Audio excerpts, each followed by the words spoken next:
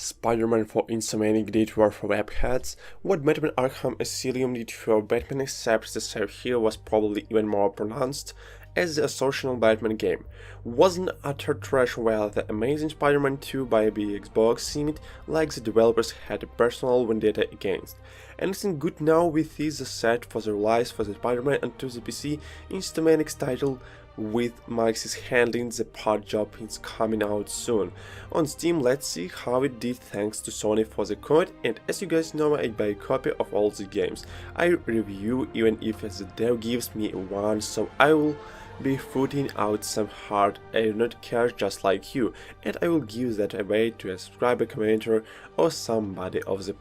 subscriber to channel. For my review Spider-Man by Insomniac channel, the journey of our Spider-Man here after the origin story with him completely invested in the greatest elements of the Spider-Man mythology, such as Peter having no money delivering pizzas and everyone constantly explosion his nearly superhuman innocence. He starts out working with DR activities, helping on the side while sublating his skills as Spider-Man when he thinks nobody looking for the game's rolls out with a quick series of tutorials that show you just how capable the fighting system is, and in storytelling can be having you face Viscon one after you pummel the ever-living crap out of well-armored men in a massive corporate building tutorial, but not everything is as it seems, and with just a little bit of time the game now has you balancing a number of sub-bosses, main bosses, storylines,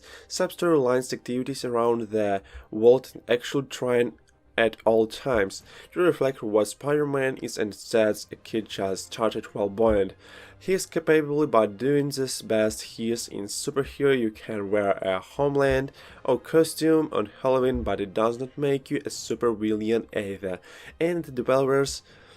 know that and show within the stories the juxtaposition of Spider-Man and Peter Parker. That's where Insomniac may slide down into challenge themselves. It's not Batman ammo brooding his way through another color-filled or cast of where Spider-Man has those, but you also get that feeling that he is juggling bad guys right after a bad relationship cutscenes. Honestly, Peter has so much determination in attaining this game. He'd probably outlive that this is a game that unrails, that a storyline has to drive to the action. Sure, the combat by itself would be great, but the combat and the game and the story is what makes Peter Parker worth playing, incorporating incredible adaptability in NPCs that's placed machine gun fire, outleaping two battles everywhere Spider-Man is able to duel out weak and heavy attacks and combo them, mixing his spiral skills by sticking enemies to the walls and floors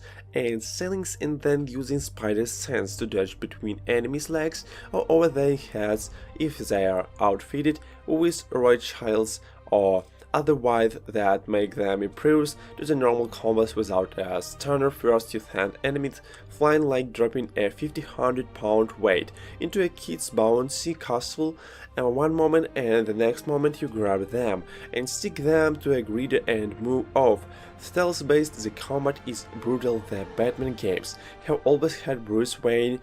pummeling enemies to the point of being in Westlikens forever, but just slightly leaving him alive, enough that he can shrug it off whenever anybody asks him if he has killed anybody. Spider-Man's combat is mixed with Peter Parker's humor throughout the offset than brutality, and it is brutal tossing someone into the air 13 feet, then use them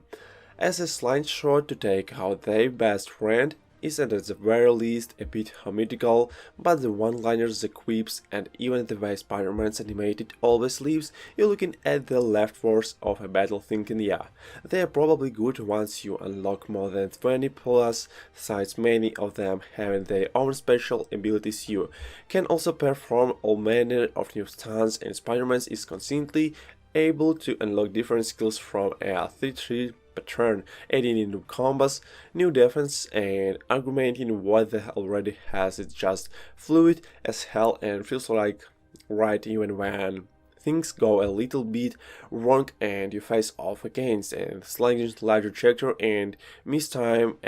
punch and he knocks you to the ground. The reflection of the humor and Spider-Man himself makes it feel organic, and Insomniac's timing and work on the fighting system means it is always one of the most satisfying battle systems to date in an action game that fleetingly also continues with the movements throughout the city, which is a staple of Spider-Man was better to say. Insomniac's smart handling the swinging makes it feel great connections to building stretching reality just a bit to make it feel like your athleticism is perfect you.